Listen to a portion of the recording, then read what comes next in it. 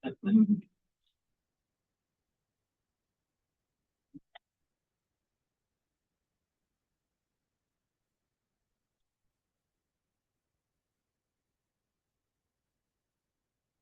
introductions.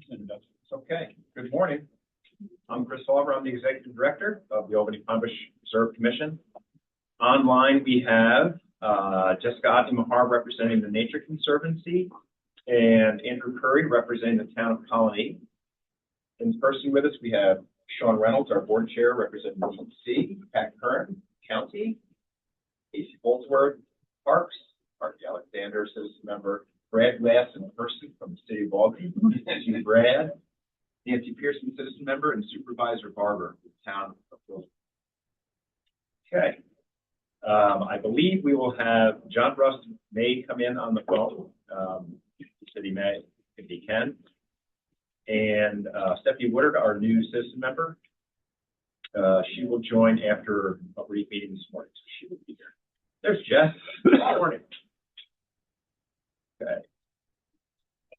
First item is consider the minutes from our September 18th meeting, which were in your packet. You should receive from Patty.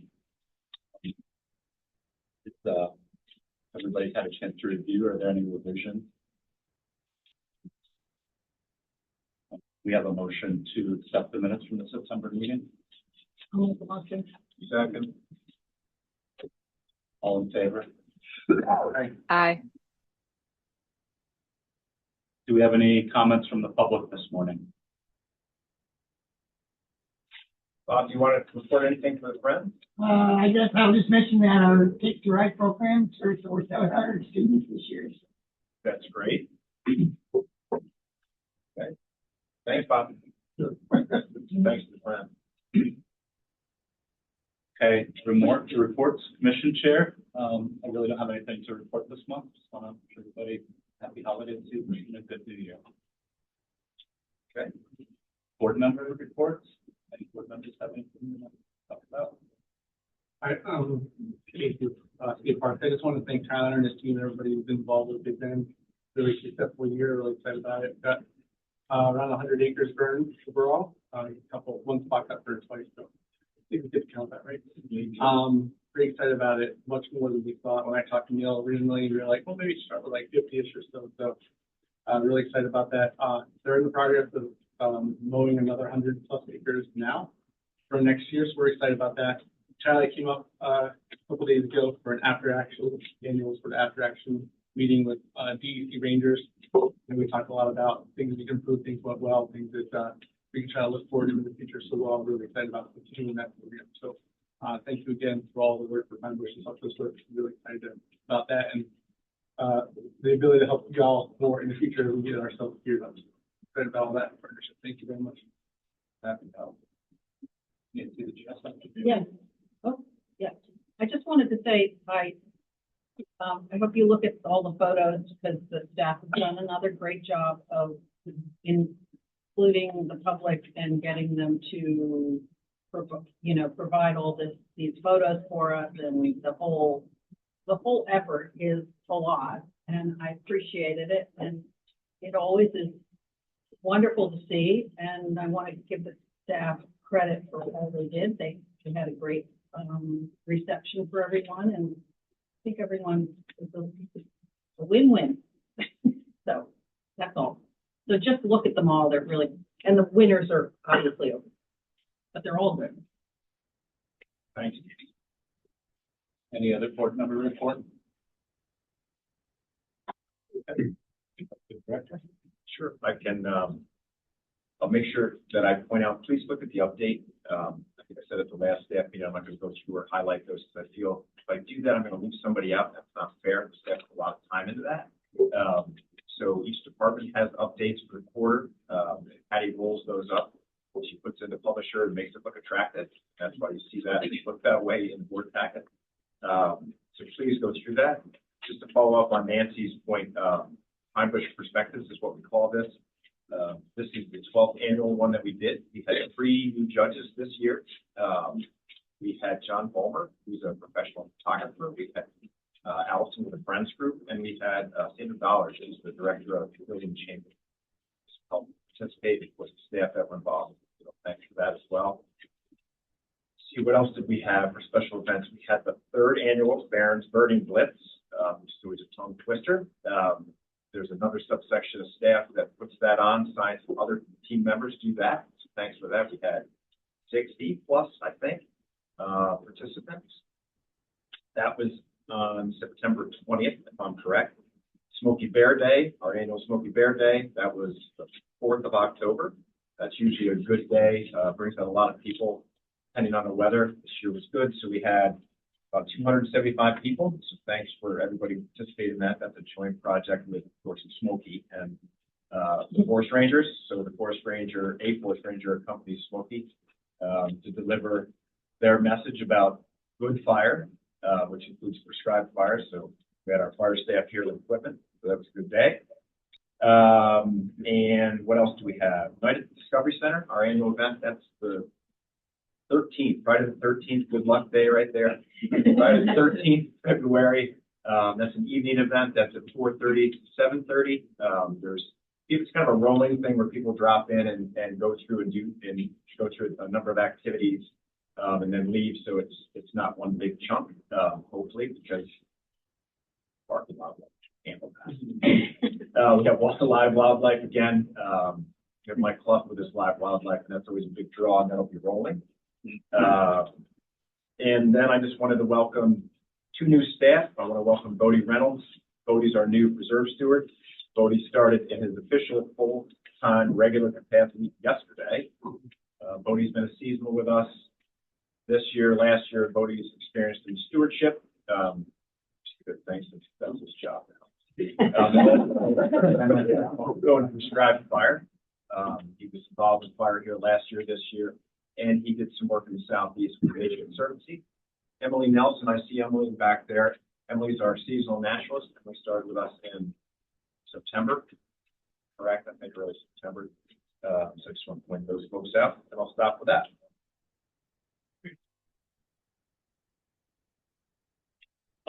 Discovery Center Grounds Project, Erin. Morning, everyone. Just have a quick update on our Discovery Center Grounds project. Want me to stop sharing? There's a little bit of an echo.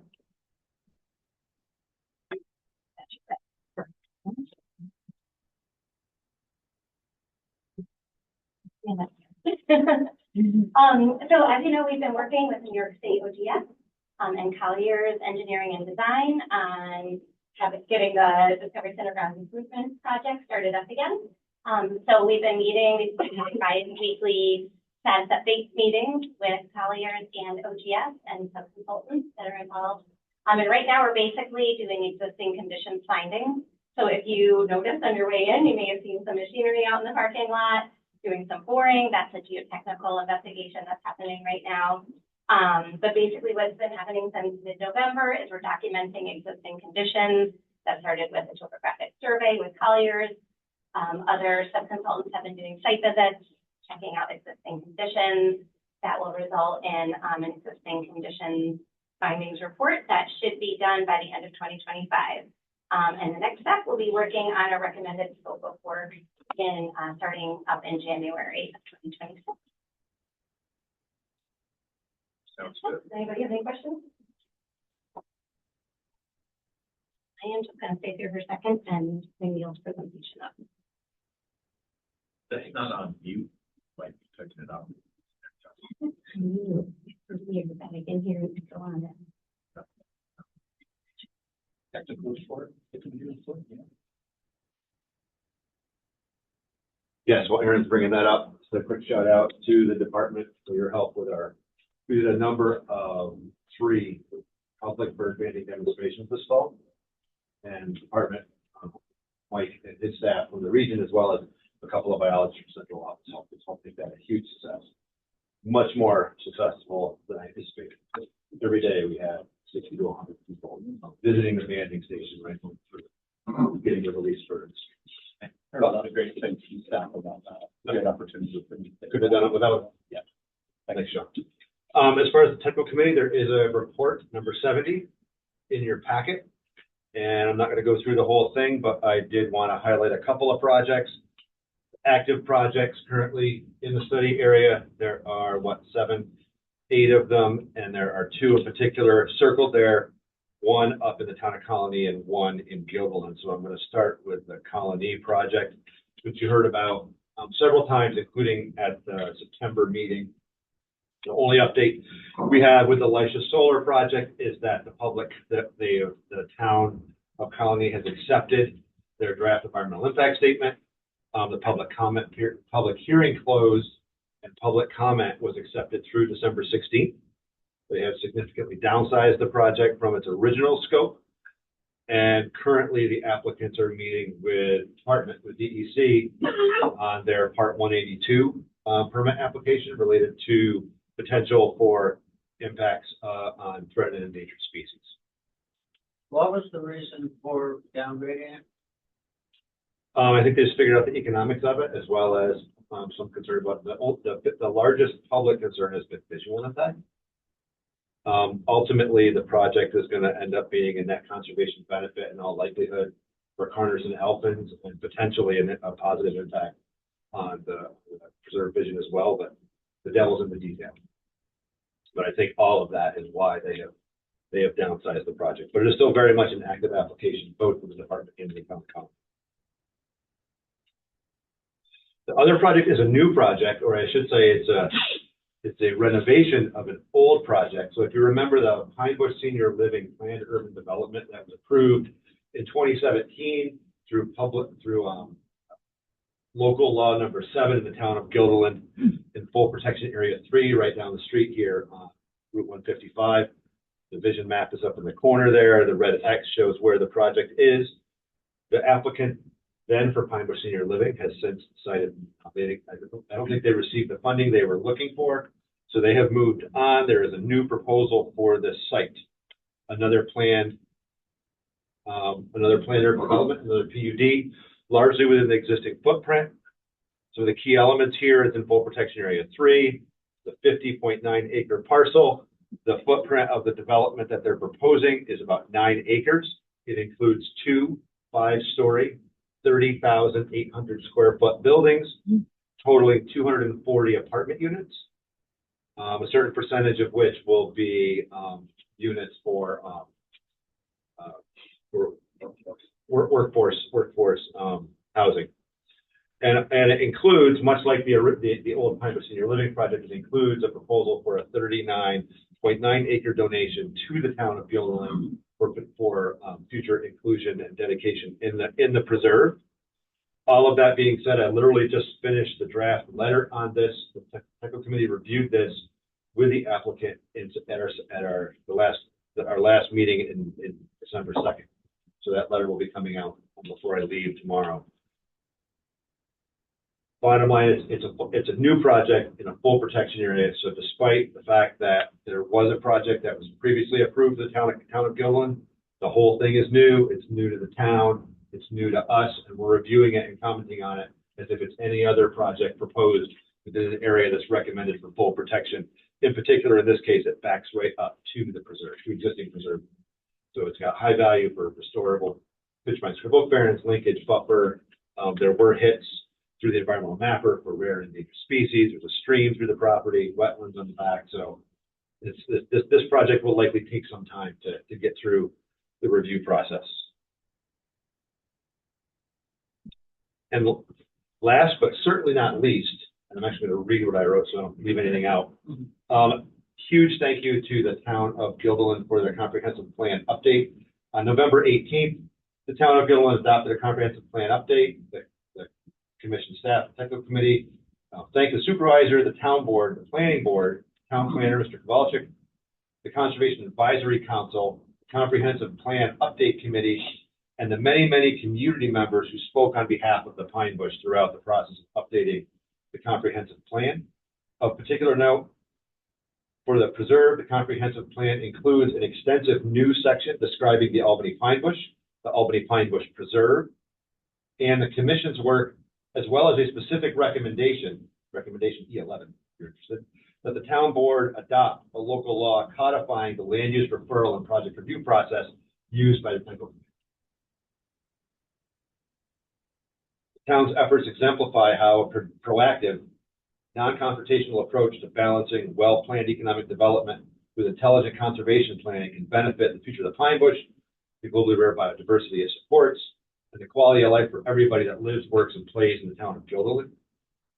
Much like the Pine Bush Conservation Overlay District in the town of Colony, and the special considerations in the Pine Bush special considerations for the Pine Bush codified in the city's Unified Sustainable Development Ordinance. These efforts all can serve as effective examples for municipalities for thoughtful, balanced ways of addressing biodiversity and climate resilience. And the town plan in particular really leaned forward, obviously on the economic development and housing issues that all comprehensive plans look into, but the town really leaned forward into biodiversity, open space, and climate change resiliency for human-caused climate change. So huge kudos to everyone involved with the town for updating this plan and for the recommendations that are in it. Thank you, Neil. Thank you. The fact that it's actually, the introduction is not even a standalone section, it's right up front. Yeah. As you can see, we got Carter Lupin on the cover. Thank you, Neil. Financial report, Lisa?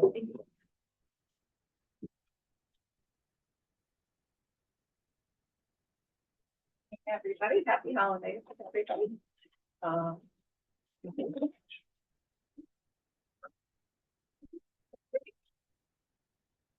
financial reports go through October 31st. We'll start with a statement of financial activities. Dues and contributions are $2,000 higher due to a private donation from a friend. Thank you very much. Government grants are 87% of budget, and this is proportionate to the expenses below, which are a little bit lower as we're a direct reimbursement-based grant. Mitigation is $14,000 higher than budget, and this is due to both an increased tonnage from the landfill, and we use National Grid funds we flipped from deferred revenue into mitigation on the power line. So we haven't used those in a few years, so that was great. Lease revenue is on budget.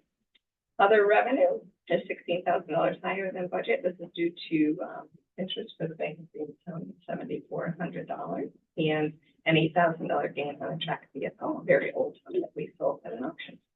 Operating revenues came in at 90% of budget through October. And then we have a transfer from reserves to operating for our OGS project, which is $500,000. So taking that into consideration, we have $110,000, 110% of revenue through October 31st. If you want to look at the real number without the transfer in, it's really 90% of the top. Personnel and fringe are $148,000 lower than budget. This caught up in November. We had a large benefit payment to the New York State retirement system that we make annually. Training and travel is $21,000 under budget, and this is due to several staff not attending the NYSOE conference, which did not occur until November, and this report is of October. Contractual is $112,000 under budget. This is mostly $64,000 is in stewardship for invasive and mowing, and this will catch up by the end of the year. $14,000 under in legal fees, which we haven't used yet, which is a great thing. Communications, $30,000 under budget. $3,000 is in telecommunications savings, which is our phone and internet. And a majority of this is in production and fabrication for both stewardship and a discovery center exhibit, which will be utilized, but not as of October 31st. Occupancy is $47,000 under budget. We have utility savings of $6,000, and we have a holding cost center for repairs and the discovery center, which is under $40,000 as of October 31st. Supplies and equipment are $29,000 under budget. $15,000 of this is in stewardship, which is our large expense items, i.e. fence posts and supplies for the preserve. And office supplies are a little bit under. This usually catches up throughout the year. Other expenses are $13,000 under budget, and this will catch up throughout the year. This is mainly in dues and fees. Expenses came in 83% of budget, due to really the benefit payment that was made in November, catching up, giving us a $739,000 operating surplus, which includes that $500,000 transfer from the reserve. So it's really 239. So we'll look at how we're using our cash funds. Capital expenditures, looking at that, we are on budget, and that includes our Windows project, purchase of a copier and a Bobcat attachment. Yeah. And then looking at depreciation, our non-cash expenses and revenue. Depreciation is on budget for the year. And we have a net gain on our investments of $218,000 through October 31st. The figure is much higher for our investment calculation. We actually gained $718,000 since April 1. We transferred $500,000. So we've had a really, been a great market. And then total change in that position is $802,000, and this is $739,000 of operating and depreciation expense of $155,000. Paris budget, I put this line item in here because we have multiple budgets, and the Paris budget is actually includes balance sheet accounts, so it's not the net operating income statement, it's cash. So our Paris budget, which includes the fixed assets, had a gain of $723,000. Not a lot of data. Anybody have any questions?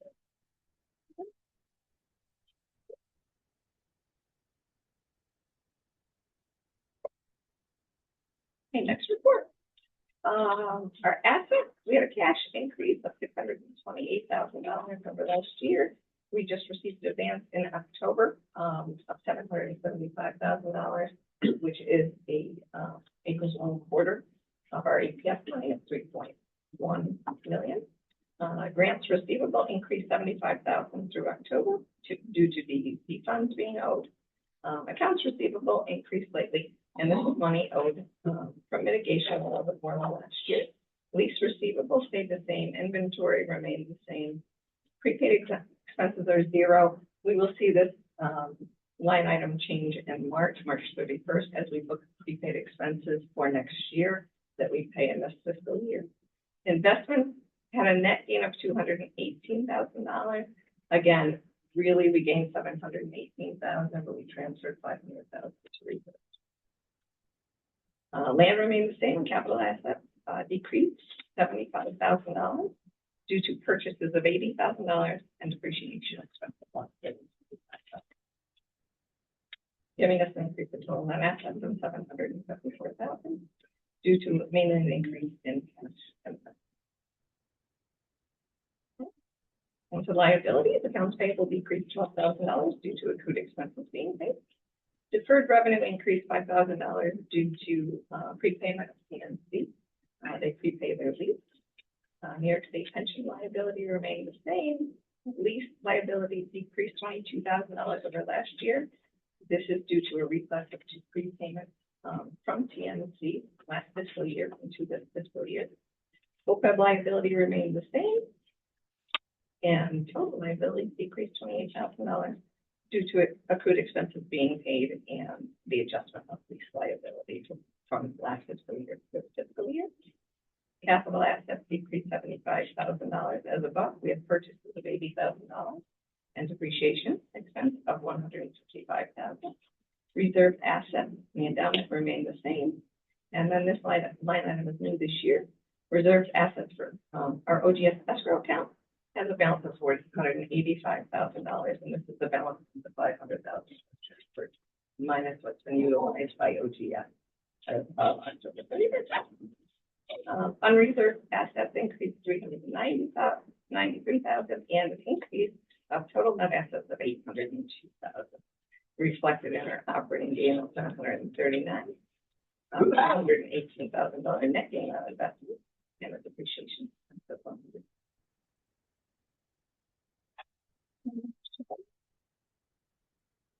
To investments for October, we have $718,000 gain, sweeping $500,000 out of that to operating, leaves us a $218,000 gain, $127,000 gain in reserve. The Discovery Center endowment had a $15,000 gain. The endowment had a $458,000 gain, and our OPEB fund had $117,000 gain. Question? November looks better. We had a total gain of $763,000 in September. I just pulled those reports. So the market keeps going up. Yeah.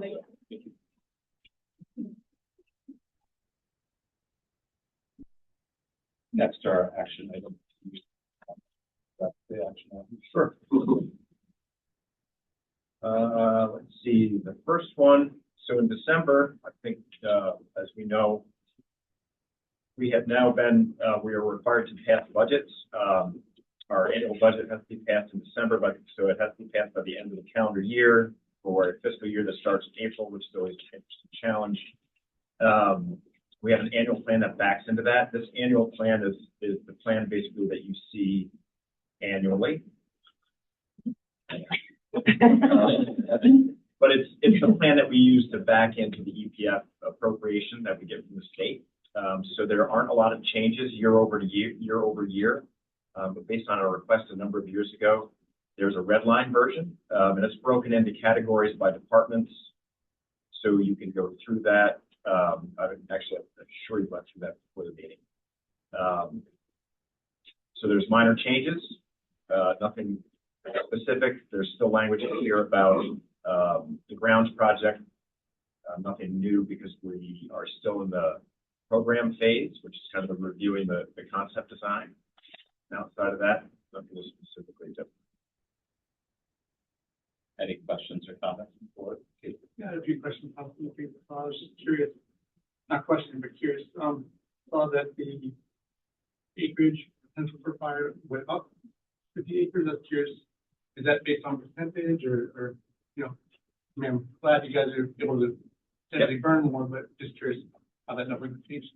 Yeah, you want to mention that about Gibnish? So, yeah, our foundational research that went into just determining how much burnable pine barrens to preserve, Gibnish et al. Talked about at a maintenance schedule burning 10% of the burnable uplands each year. So that's as we keep increasing the size of the preserve, we'll adjust that number. Yeah. And that was pretty close to what you did burn this year, right? He exceeded it. Yeah. Close to 380 this year. Yeah. Any other questions or comments? Do you have other questions? You go ahead. Yeah, well, I saw below too, you added the New York State Fire, Prescribed Fire Council. Do we have them? Yeah, we'll talk about that too. Yep. I don't think we have any. Do we? We've established one? One all day. Yeah. Yes, so it's forming in January officially. Okay. There's since the 2024 Prescribed Fire Science and Management workshop that we helped host for the Midwest and Northeast. Initiated conversations. It's been ad hoc since. So we're going to actually incorporate the Prescribed Fire Council. There's a steering committee of 9 people. We'll include Scott Jackson, for example, Lynn Bogan from State Park, and they've asked me to chair the first year. Yeah, lots of people.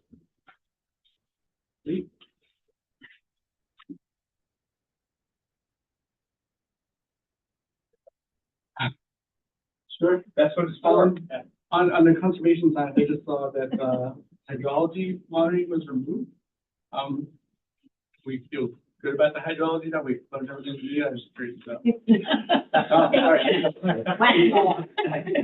Yeah. I think it's my last one. We did remove it.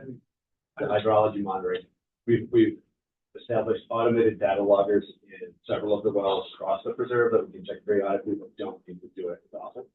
And we have all of the work the city of Albany is doing around the landfill and the restoration project, where they're constantly monitoring groundwater. And we have a USGS well on the Albany campus. So we have the infrastructure in place across the preserve if we want to get back to monitoring more regularly. But in the meantime, there's plenty of great data that other folks are collecting that we can benefit from, and that will free up a little bit of time for the science staff to do some other projects that are listed. Awesome. Thank you. I'm going to sit down now. Yeah. If you have other questions, you have to sit. Well, I can't- understand. Because of the poll, I can't see Casey. Oh, that's fine. Yeah, the poll is- Any other questions from the board? And we have a motion to, accept the 27 of the sign. Ask what questions I'll move. Thanks. Keep it second. Second. All in favor? Aye. Thank you. Action item B. Okay, action item B is the budget back into the annual plan, and it's based on the appropriation of 3.1 million from the EPS for this fiscal year. We're basing that on 3.1, which was an increase of 100,000 this current fiscal year. Indications are hopeful that it will remain flat, but we will see. The governor releases her budget the week of January 20th. So the budget, I will go to the budget, and then the second part of this resolution is the requirement that we have to submit our 5-year projection to Paris, the Controller's Office, by the end of the calendar year. Again, that is based on the 3.1, and there's some assumptions that are built into that. I can go through that in summary. So taking a look at the budget itself, this is current fiscal year. This is proposed 26-27. So the income from the state includes 3.1 million, and it also includes a rollover, as we continue to roll over, that was identified last year. If you look down here, under contractual of 800, almost 812,000. So that wasn't and is not anticipated to be spent. So that is included as income here. Mitigation fees, primarily the landfill, we keep that flat at 100,000. That's 25,000 a quarter. There's another $2,500 in there for the Residents In project, which provides annual funding for habitat work for Carter Blues in that area, south of Route 155. No other significant changes there. Point out, let's look at expenses, salaries and benefits. Salaries increase based on a COLA increase of 3%, and some longevity payments based on staff tenure. And of course, that is all contingent on the governor and the Division of Budget. What the budget memo comes out and identifies for pay increases for management confidential employees, which we aren't technically, but we follow based on our bylaws. Using that also includes an increase for seasonal staff from $17.50 to $18 an hour, and it includes a benefit rate increasing from 44 to 45%. So that's usually a larger chunk. Contractual is up this year by 187,000. That's primarily all for habitat work. Pointing out some of the other things, nothing particularly specific. Occupancy, this is a little lower because we spent this year, our budget this year was higher for building remodeling, repairs and maintenance, because we replaced the carpet in the office suite. In the other office suite, that carpet was installed in 2006, so that was a pretty good run. And there's nothing else that's largely significant. So at the end of the day, there's a balance. If you take away depreciation, if you keep depreciation out of it, you have a balance of $80 for a balanced budget. So questions on the budget? An answer that I can move into 5-year, make it even more confusing. Budget's pretty straightforward. Paris budget is an assumption that Lisa and I work on for the Controller's Office. So the first column, we're going to keep this really short. The first column are audited financials from last year. The second, so those are the real numbers from the audit. The current fiscal year is estimated based on where we are with expenses, based on tracking and what we expect to spend. The following column is the one that we just adopted. Then the next 3 years build in assumptions, and there's specific assumptions that we build in, and other ones we can't. So we build in assumptions of lease revenue staying flat, the appropriation from the EPS staying flat at 3.1, salaries and wages dropping from 3% to 2% across the board because we don't know what they're going to be, in keeping the benefits rate flat at 45%. Let's see. Keeping landfill mitigation flat at 100,000 in 26-27. This upcoming fiscal year, and we're reducing it next year to 80,000 as the landfill starts to move towards closure.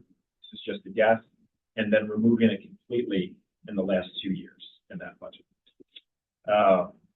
Taking all that into account, these assumptions, at the end of the day, you have a depreciation of $280,000 in depreciation. A lot of that's for the Windows project that is now complete. Blake, all the team that worked on it, and John. If you take out depreciation, which isn't a cash number, you have a modest increase across the board. So it looks like you actually have a deficit. If you take out that $280,000, you have a small positive. So that's the bottom. Not sure. Taking inflation as a No, in there. no. We base it on what our expenses are. Our expenses are usually, what we budget is usually higher than we expend, which is a good thing. So we didn't build in inflation. And we have it in the past, and dealing with inflation as high as 9.5%, we've been pretty good.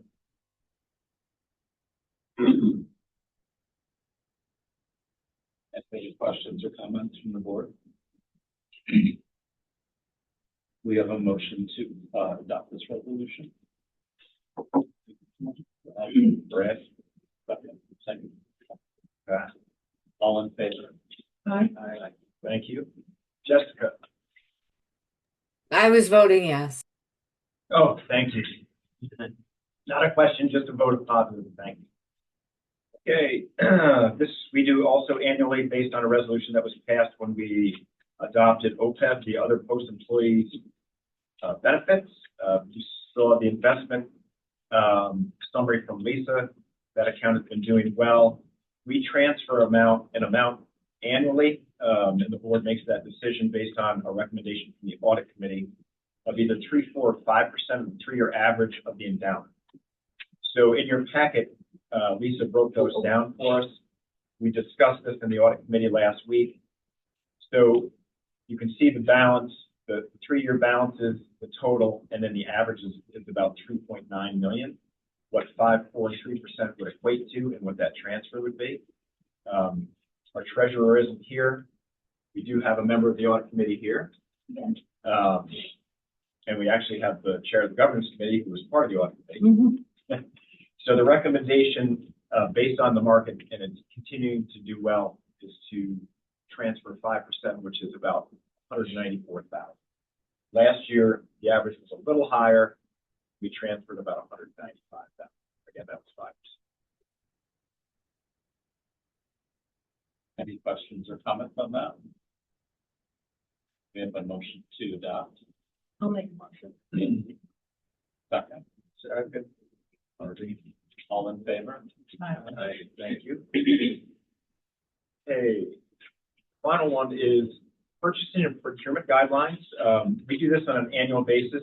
We used to do this in March, but we determined that it's more appropriate for the governance committee to review these than the audit committee, because it's more of a policy than a financial document. It is a financial document, but really it follows policy. So the governance committee met last Friday, reviewed some changes. We haven't had changes in quite some time, back to 2018. So the last time this was revised was in March of 18. Changes in this are simple addition on section 8. Section 8 recognized expenses and procurements for minority and women-owned businesses. Or business enterprises, MWBEs as they're known. We have a goal, an internal goal of 15% women-owned business enterprises and 15 minority-owned business enterprises for a total of 30. That's in our contract template. We also have a goal of 6% for service-disabled veteran-owned businesses, SDVOBs. I haven't seen that all public authorities are identifying this in our procurement guidelines, but since we're following it, we had a discussion with the governance committee, and we felt that it was important to codify it. in the actual sugar guide. Does that sound like a good summary from the governance committee? So there's language that just identifies adding SDVOBs, the plan and where it comes from. SDVOBs and a goal comes out of the executive law, Article 17B. MWBEs come out of Article 15A of these. And that's the quick summary. Any questions or comments? We have a motion to adopt. Brad. A second. Kate. All in favor? Hi. Thank you. That's the end of our resolutions. Now, presentation.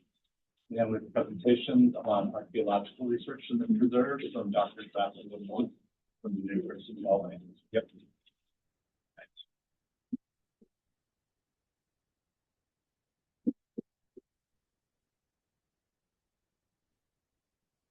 And as we're getting ready, I just wanted to welcome Stephanie Woodard. Welcome, Stephanie. I see that you're with us.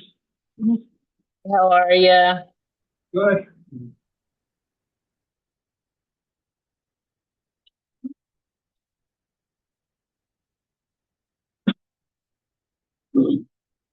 Thank you.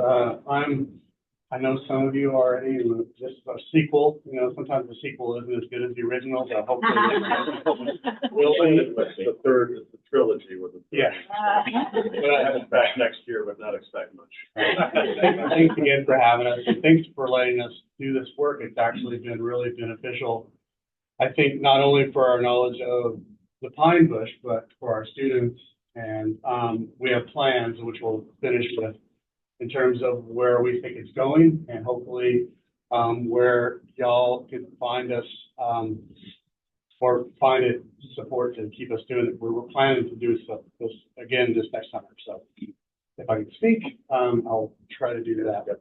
So this is going to be basically just a quick overview of the things that we found, some of the products that have come from that, and some of our future plans.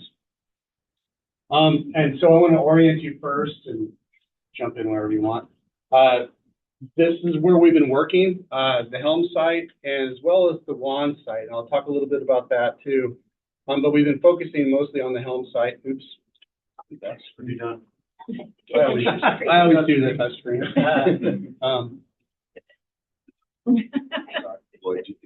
I was forgetting not to touch things. As archaeologists, we like to touch things. Or to get it back.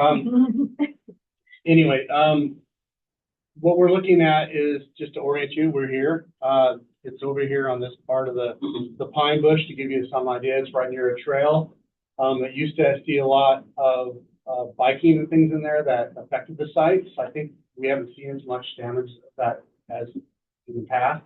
But I think some of that's because of the vegetation growth and things there that's prohibited it. We focus largely in the part of the area behind what we're calling the house, but I'll show you some pictures of that as well. So this is the house, the Helms house. This is the old road, and the Wand site is up over there. Where we focus most of our attention in the past, this is from the 2024 site from a drone that we took up out there. We dug a couple units here. We had a unit here, and we had some units over here. This is an old barn, part of the homestead. That turns out to be largely a dumping area that had some really interesting stuff in it, going all the way up into the early 20th century. So we decided to focus less on that this last summer and focus more on some interesting features that were happening behind the house, which were originally chosen kind of by our students where we were going to dig. So we expanded there. We set up in the same area. These are some of our great students, getting them out there, avoiding ticks and all kinds of fun stuff out there. We didn't see many ticks. No ticks. Yeah, no ticks this year. Good timing, I think. We were in between their feeding times. But this is the area we focused in. We had a good group. This is our field school. For those of you who don't know, we run a field school where we teach students archaeological techniques. And this is a combination mostly of undergrads, but a few grad students joined us occasionally. And we have some other ongoing projects as well on top of that, that our grad students are doing, that I will share with the reserve, members as soon as we get them finished. We're still in progress. Part of working with students is that it slows everything down. Normally we would have several publications probably out by now of some of our work, but we're continuously working with them in the lab, and I'll show you pictures of that. And so there's a learning process, and that's good, but it also means that it slows down our actual analysis. So if you're wondering why you haven't seen much yet, it's on its way, but it's a slow process, right? Absolutely, yeah. I mean, one of the primary goals of the project, it being a field school, is educational. Chris will talk a little bit about some of the work we've done outside of the university range of undergraduate students as well with a recent camp project. But this project got started with the field school program, which is designed to take someone who doesn't know anything about archaeology and have them fully trained to be a field archaeologist and to work in the cultural resource management sector after a 6-week field program of field work and lab work, working on an actual real research-driven excavation. There's nothing pretend about it. They're actually learning how to do archaeology by doing archaeology. It's very hands-on. Always has a great response from the student, but as Chris said, the downside is that we have to be very slow and meticulous, especially at the outset, as people are feeling their way at this point. But we do hope to be able to kick up the pace of research in the future. Yeah, so this is where we centered most of the research this year. This would be like the backyard of the house. It's on the north side of the house. For those who walk through, it's just, I think, west of the blue trail that goes through. People in the past would before the advent of modern sanitation systems and trash collections, they would practice what's euphemistically called broadcast refuse disposal, which is a fancy way of saying they throw their garbage basically right out the back door. Chickens and stuff would be out there. So we've got the remains of some outbuildings or some kind of external structures, but just a really wide scatter of historic materials, including some of our best finds that Chris will talk about now. Yeah, we've been finding a lot about what it was like to live in the house. We're still trying to figure out exactly the occupation range of the house, like when people first occupied it. Seems to be in the 1860s, late 1860s perhaps, the Helms.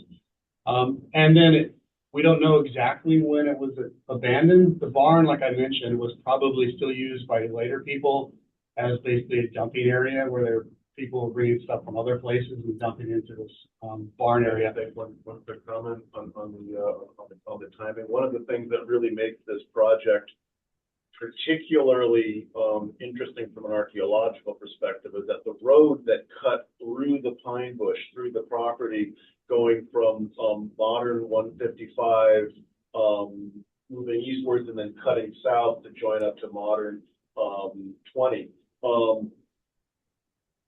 That road was basically cut off and abandoned sometime, we believe, around the 1920s. And there has been, because it's ecological preserve, it has not been disturbed ever since then. So you've got kind of a Pompeii-like kind of scenario there, where you've got the remains of several actual sites that, and there are parts of this site that we'll talk about in a moment, where it kind of looks like people just picked up and left 100 years ago and nothing has happened since then. That is really ideal for archaeologists, and it very rarely happens. So it's a great opportunity, both from a research and an educational perspective.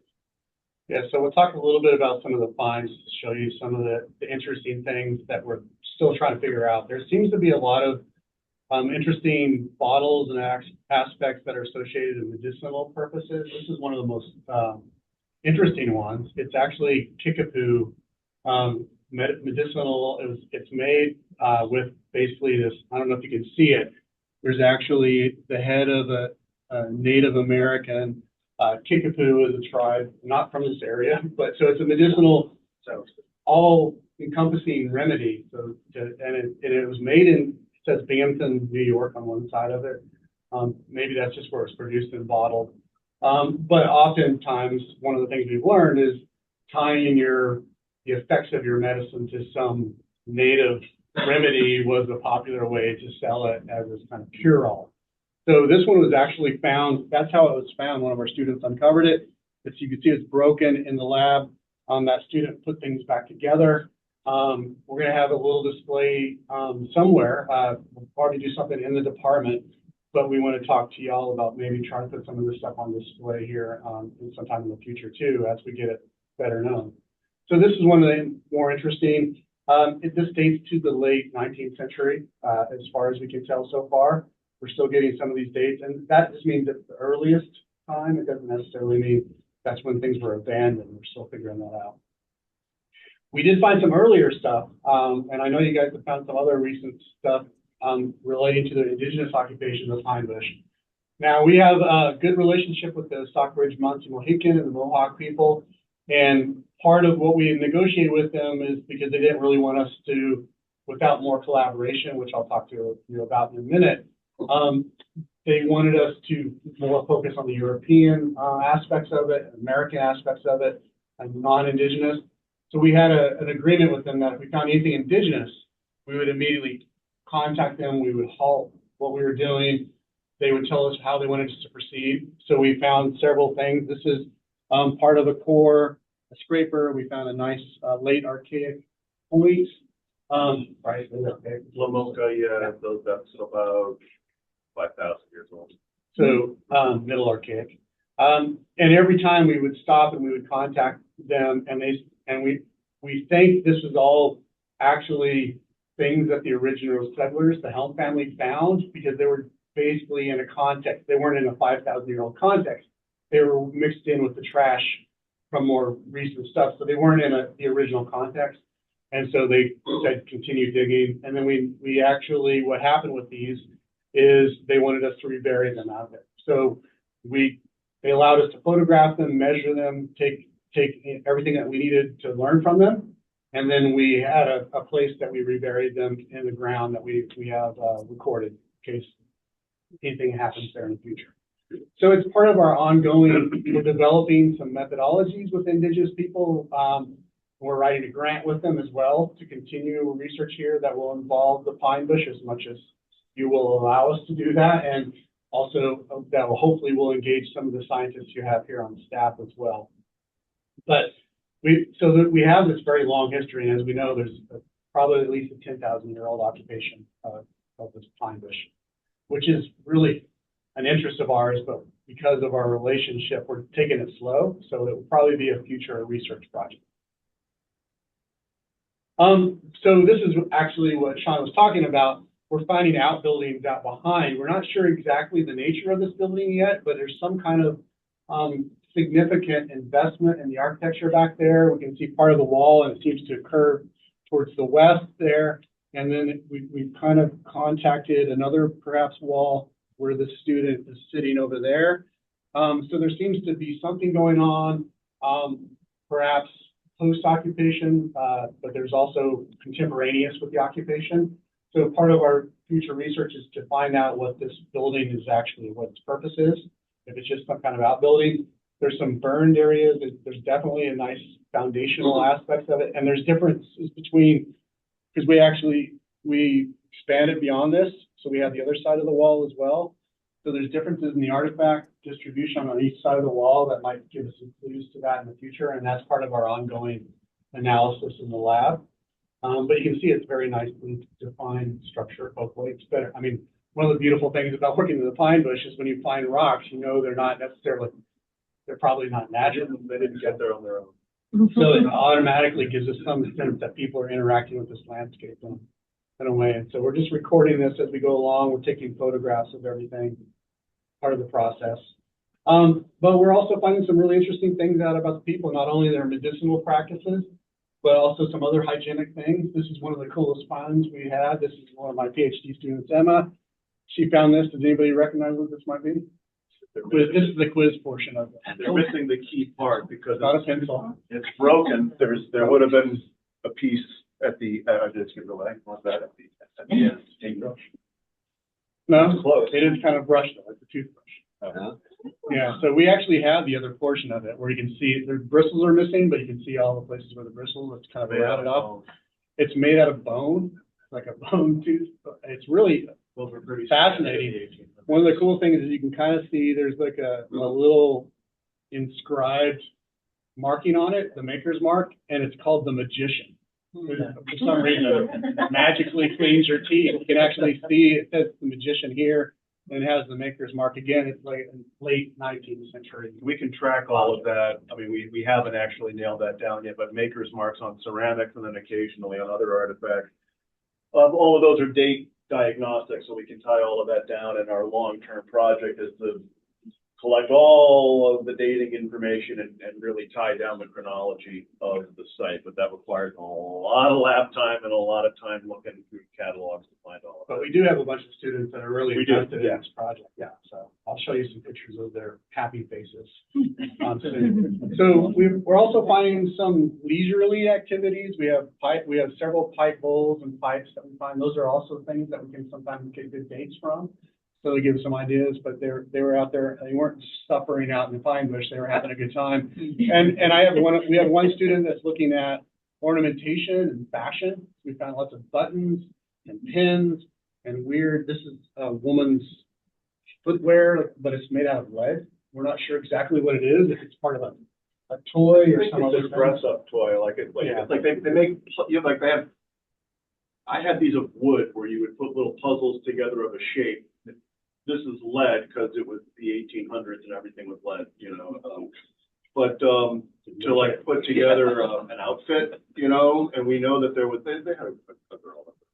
Yeah, So I think that is an early clothing related girl's toy, and we have somebody else who's also looking at toys. Archaeology has in general kind of ignored the role of children in the past, even though they're, at least 30–40% of the population, and we put a lot of investment into the little guys. What do we get back from it? Nothing, but my son just came back from college and was already like texting me for dinner in the car right on the way back to the airport. But we actually know that there are kids here because of the census records. We know their age and their names and all of that, which is something else that's very cool about historic post-contact archaeology. You can often really know the people that you're looking at as opposed to them being kind of anonymous. But we can look, and like that little plastic cat there was someone's beloved toy, and that's a really that was really a weird find. That was creepy, like all of a sudden space was looking at you. Crazy, yeah. And we have other toys that I showed you last time. We had a toy gun, so we have kind of gendered things. So there's some interesting things we're gonna be able to talk about with this. And we have students that are, I was gonna mention this later, we have students that we have a showcase on campus. It's a public showcase that we started a few years ago. They're all gonna be making posters there's gonna be a toy post about toys. There's gonna be one about the ornamentation. There's gonna be ceramics, glass, some other things. They're all doing posters that they're going to present to the public from our lab. And I was hoping that we could also create an exhibit, maybe do a day here where we have all the posters here so the public can come and see it as well. So that'll be something that won't cost you any money, but we'll have like perhaps something that will bring people in and talk about this. So we have plans to create, more kind of public facing things, and all of this will be part of future publications and things as well. But yeah, we're finding toys. We're doing a lot of interesting research. We're finding a lot more about the family itself. And then we also did this year, and we put a unit right in the middle of the house, like in the basement, which would have been the root cellar of this house. We didn't expect to find much. We thought it would just be kind of an empty space, perhaps. There's rocks. There's an entrance there. And last time I showed you that we're here, you can kind of see it. There's actually a stone wall that runs here and comes around. So this is basically one corner of the house. Another corner would have been here. We put it right down in the center on the western portion of it. And we found just tons of glass.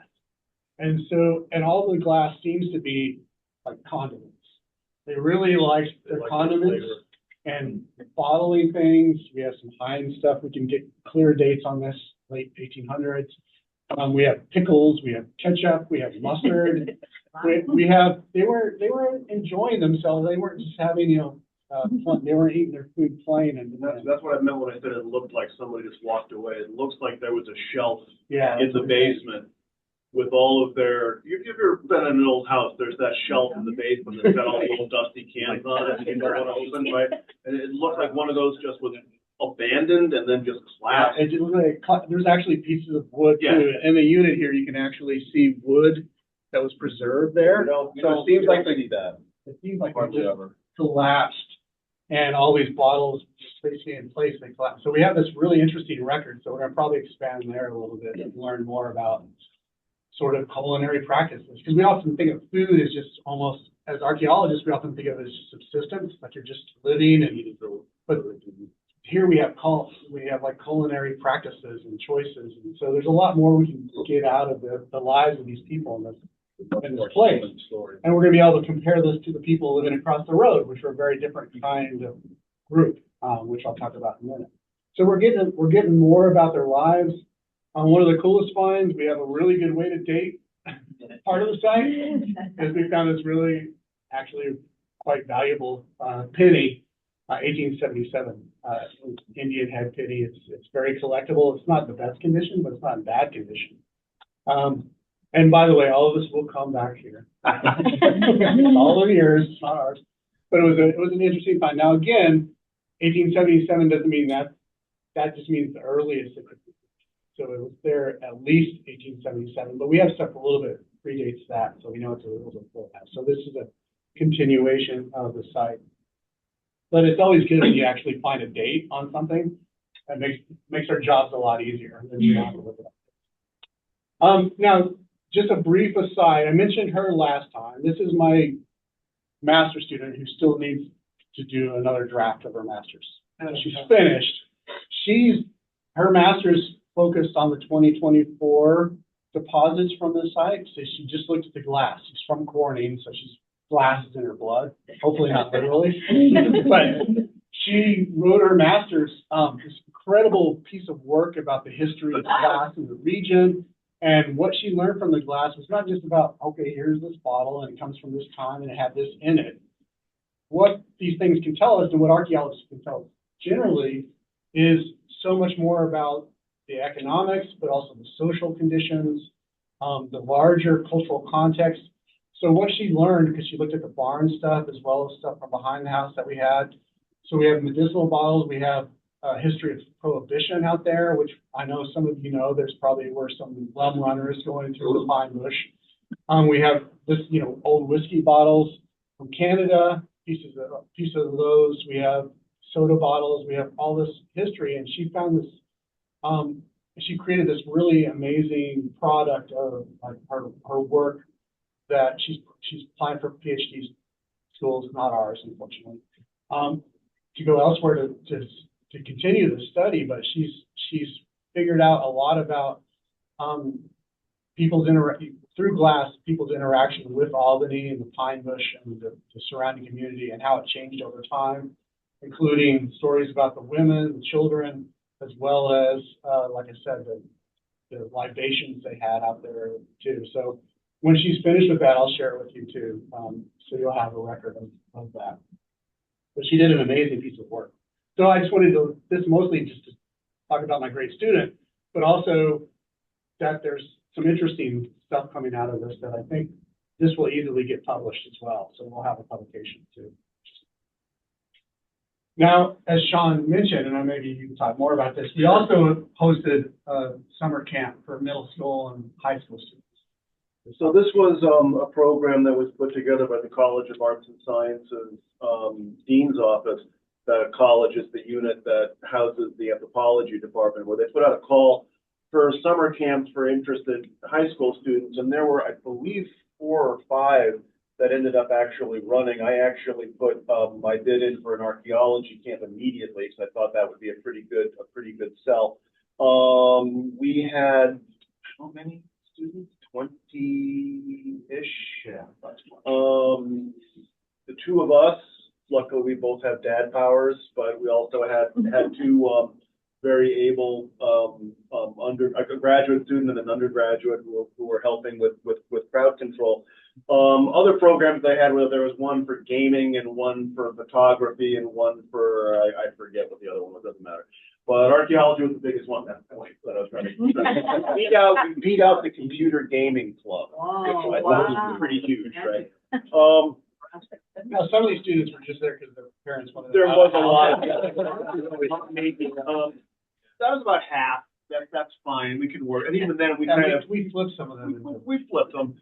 But there were also some really high performing students. I forget this young woman's name, unfortunately, but what she's modeling there is handmade lace, Victorian era hair net, right? That she made herself, right?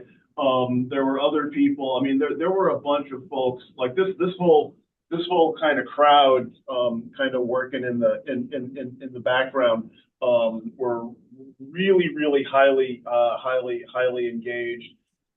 This young lady, not so much. She mostly kind of stood in the corner making TikTok videos, but she was funny, so it was and we decided to spend more time over, this is the WAN site. So this is the site across there. And we had them doing a couple of transects of test pits just to see what's over in the site. So of course, they're young and we didn't want to necessarily do much damage to the archaeological record because they're just learning, although some of them performed as good as any of our other students did. But we tried to kind of have a place where it was a little bit more forgiving in terms of what they would be doing, although the heat wasn't very forgiving, so that got to us. It was like 1,000 degrees. It was really hot out there. These poor kids were out there just sweating, digging holes, sometimes holes with nothing in it. So they were like, well, that's archaeology. We're screaming at them, big faster, come on. Need data. Stop crying.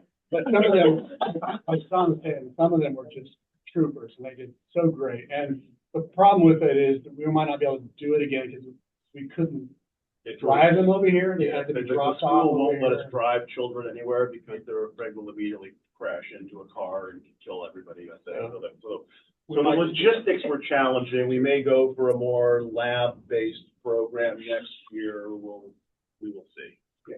But it was a rewarding experience. I would also, I think, we had everything from, they flipped in some middle schoolers. It was supposed to just be high schoolers. That didn't work out so well. I think I would probably say we'll do it, but 11th and 12th grade only at this point. Some of them will probably be our students next year. But they did find some amazing things. And one of our favorite things, and we brought the show and tell here today, is these things. Does anyone recognize what these are? Yeah. Yeah. I mean, y'all have those ice skate things. The cool thing about them is that we can measure them, and I meant to do that before I came. We could actually measure them and get the shoe size of these. And they're clearly probably a woman's skate because they have a little thing where like a heel fits into. Yeah. So, and a particular color. These are for you. Right? You're not so much. So, again, we're finding out like it's not just about surviving. It's not just about getting by. People are they're enjoying themselves. We don't know. I don't know where they were skating, but we don't know where they were skating, but they were definitely having some fun. So the wands are very different than the helms. Like I was mentioning, the helm site, it's originally the CRM firm thought they might have been German immigrants, but they're English. They've been here for a very long time. They're not recent immigrants. They might even go back to the Mayflower. Pretty early. The wands, however, across the road are relatively recent Scottish immigrants. In fact, the woman, Mrs. Wands, that you saw her name, it said Mrs. Wands in that early map in 1867. Her husband died earlier, and so she was a widow. She had lots of kids. Her son seemed to have taken over after her death in she died a year after that map was made, 1868, I think. And she was a first generation Scottish immigrant. So they're a bit different in terms of the cultural orientation. And there was lots of kids in that house too. And so we're going to be comparing the helms and Scottish sites when we expand some of the research over That's there. amazing for archaeologists. It's like, it's one thing to tell a story, but like science is looking at two things or more and being like, this thing is this way and this other thing is this other way. What does that tell you? You know, the comparison is what really matters. Yeah, because they're gonna have different engagement with the rest of Albany and having to do with their economic conditions and things like that from a family that's been there for generations versus a family that's relatively new. So it's gonna be interesting to see that recent immigrant experience and talk about that in regards to the Helms. I think that'll be a part of our research in the future as well.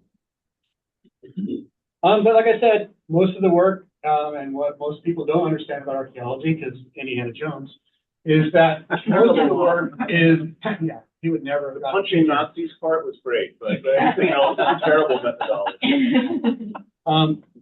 80% at least of the work that happens in the lab.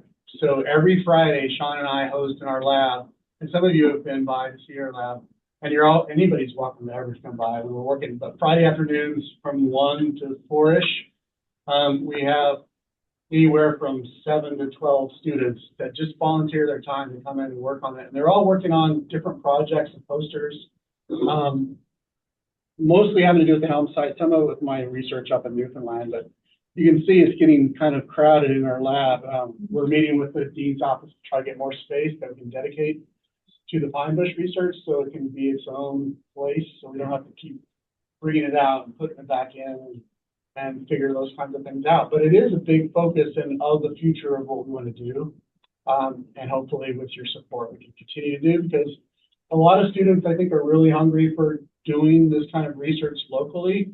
We have a lot of students that don't necessarily want to move away, and we have really good relationships with the CRM firms. So most of our students, there's a firm that you guys have used before, Hartgen. Most of those are our students that work there right now, that hold the permits, that do all of this. So we have The person who owns Hartgen I'm on his dissertation committee. Yeah. So we have this pipeline, this professionalization that I think the Pine Bush can help contribute to as well. So we're going to continue to work. We're going to get them to probably come out and do some geophysics for us maybe next year. They've been volunteering their time for us to do that. We had a project at the Maybe Farm where we were trying to find an enslaved person's cemetery, and we did some ground penetrating radar and things like that, unsuccessfully, but we think we knew where it was, but we think it was destroyed. So we're using the resources we have to leverage what we're doing. We're using the field school to do that as well, but it's an ongoing thing that will soon have some products that we can share with you. When I say products, it sounds like I'm commercializing that, but I mean like posters and papers and things like that. Research results. Research results, what I should say. So this is the crew from this year. Good groups, mostly. No, they were all pretty good. Most of them will be doing posters and things as well. Anything else?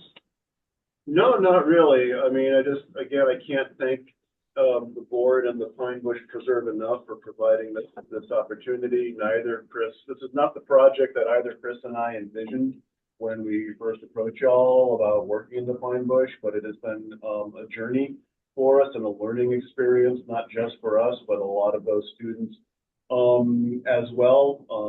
A lot of really great research and a lot of great student development has come out of this, and it's probably been one of the most meaningful and enjoyable professional experiences in my career. Yeah, so these are just the things we have planned. I wanted to kind of end on that. We're going to do a field school again, so as long as you guys are willing to have us.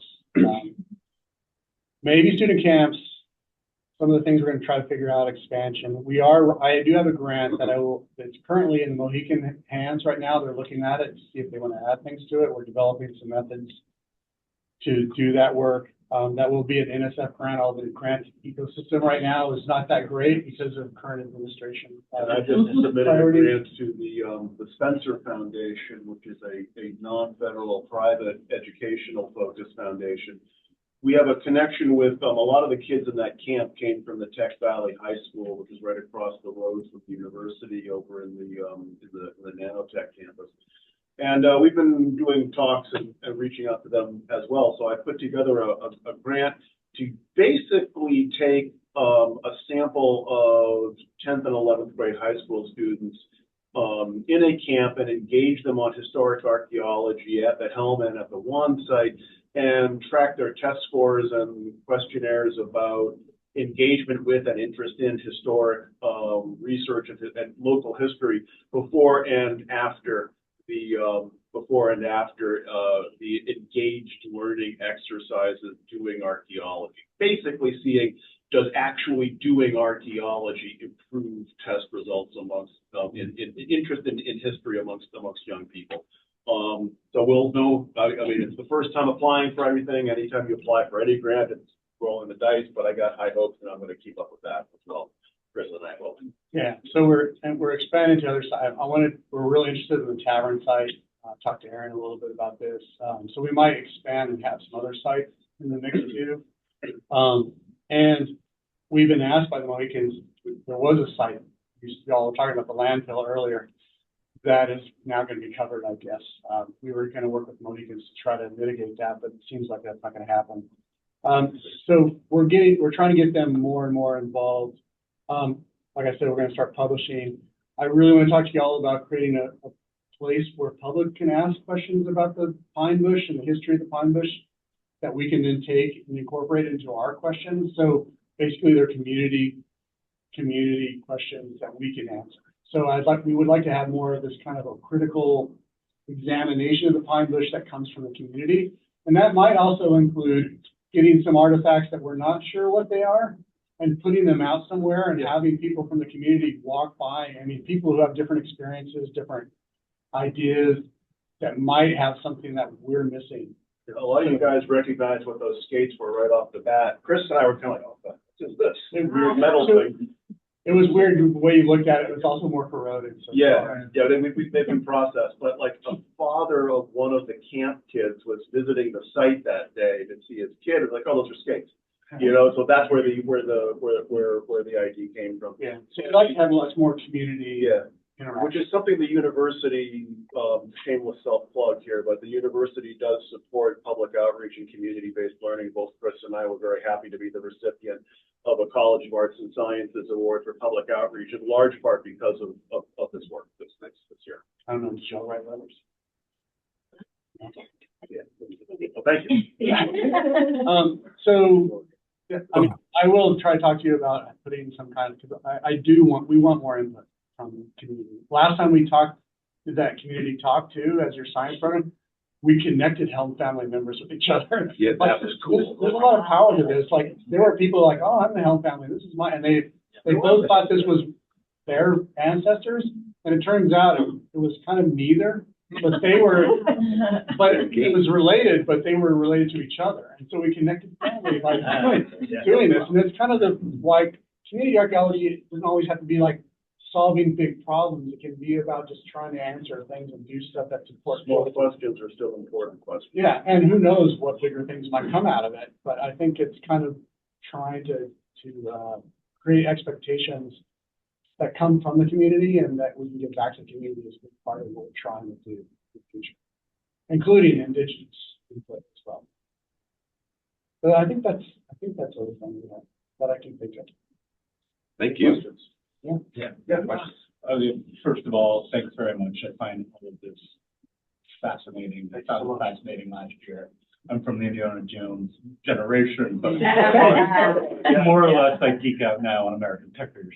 I recognize skates right away. My father had roller skates when I was a kid. Key. Oh yeah. Well, one of them still has the key. They both have the key. One of them is bent off to the side.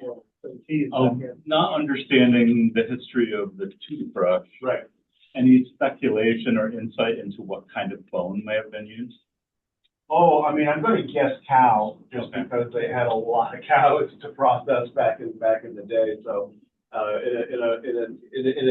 in what would have been a minimally regulated capitalist system, you know, the kind of stuff that Upton Sinclair was writing about in the jungle and whatnot, there would have been a lot of pressure to use every little bit of the animals from the stock. So I'm going to guess that that's probably some, like they would get the meat and then all the, every little bit, all of the hooves and horns, all of that goes in to make glue, and the hide and make leather, and then the bones you can use for a variety of.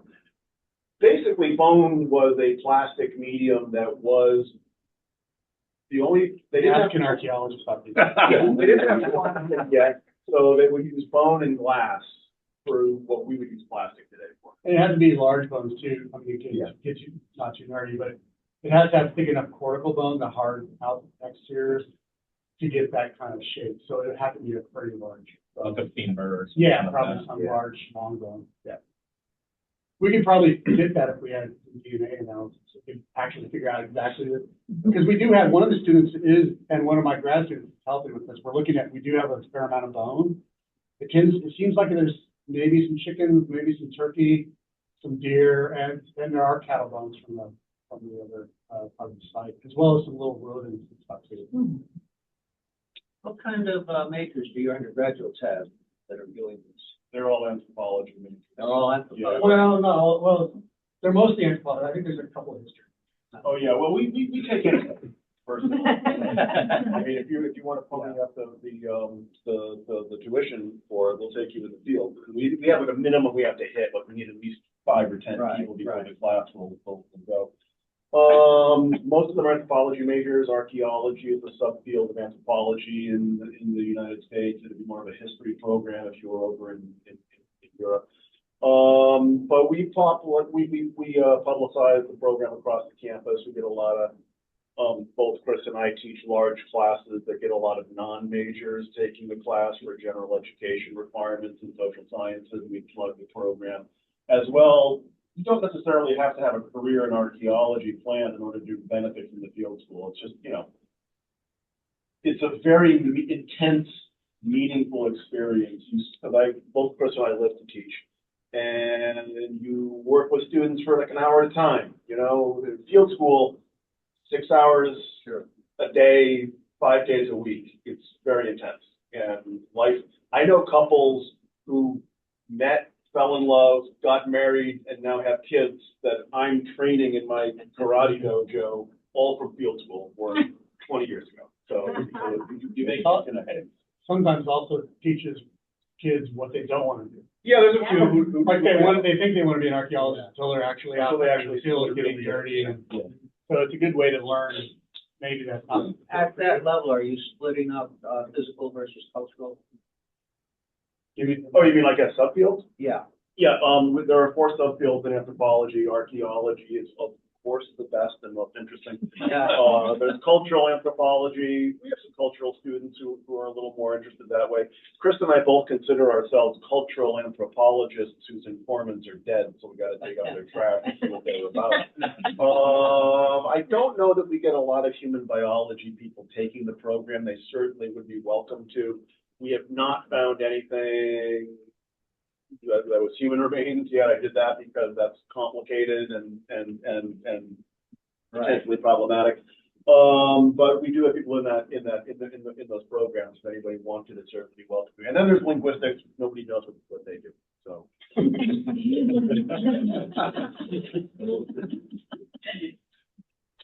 Any other questions? Anything for the audience? Yeah, I have a quick question. Yeah, please. So also the Pine Bush Trail will be paved roads now. Yeah. And all along them are all kinds of trash, and we clean it up every year. Yeah. But volunteers clean it up for us. So there's that road that runs through it. Yep. Did they used to toss stuff out along the way? Oh, yeah. Like stuff that you could 100%. find? One of the student that had the hairnet thing that she made, she actually just put it, she goes, I'm going to just go look over here. And it looked like somebody was going along that road and just threw out a whole case of bottles. Like there was clearly they just threw them. You could just see the impact. Yeah. The splash zone. Right. So they were throwing things out along the road. I mean, even when I was a kid, we used to throw things out. I mean, that sort of behavior is not Old enough to where be I was like, encouraged. for the litter campaign. Yeah. Or the native guy who wasn't actually native. Right. Chilean guy was crying on the commercial, but people were just crying. Yeah, we don't condone littering, but were it not for littering, we would be out of a job. So it's kind of conflicted. Maybe a misconception. I assume that stuff was valuable and expensive, then I'm surprised they're throwing things like that.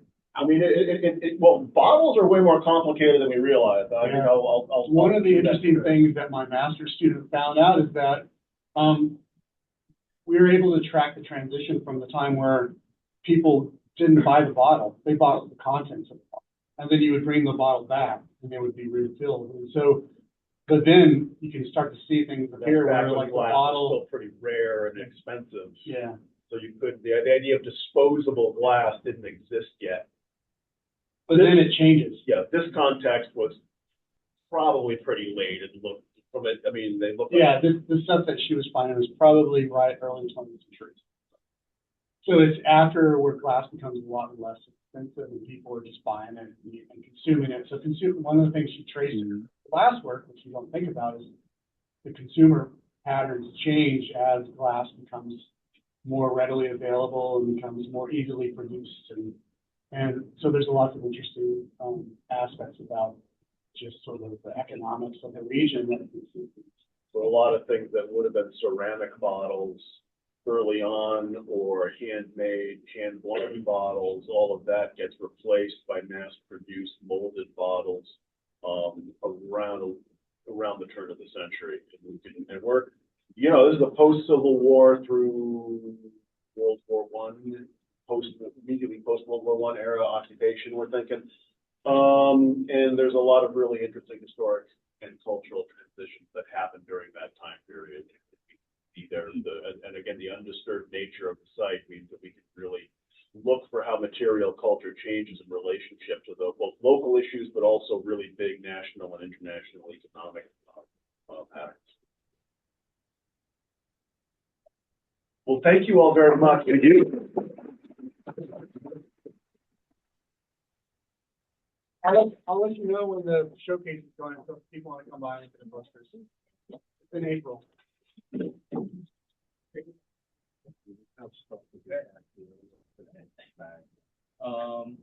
We're back, we're down to other business. Is there any other business, new business we need to be informed about? I'll just share with Chris and Sean. There's two comments in the chat from two board members. One that says, "This is fascinating, great work," and another said, "Thank you for this really interesting presentation." Thank you. So I agree with that. Thanks. And thanks for taking the time. Our pleasure. We love it. Yes, future meetings, the next meeting of the board is March 19th. It'll be hybrid, in person and on Zoom at 9:30 a.m. Do we have a motion to adjourn? I'll make a motion. Thank you, Lee. Second? Second. All in favor? Aye. Aye. Thank you, everybody. Have a great holiday. Look into the giraffe area. Yeah.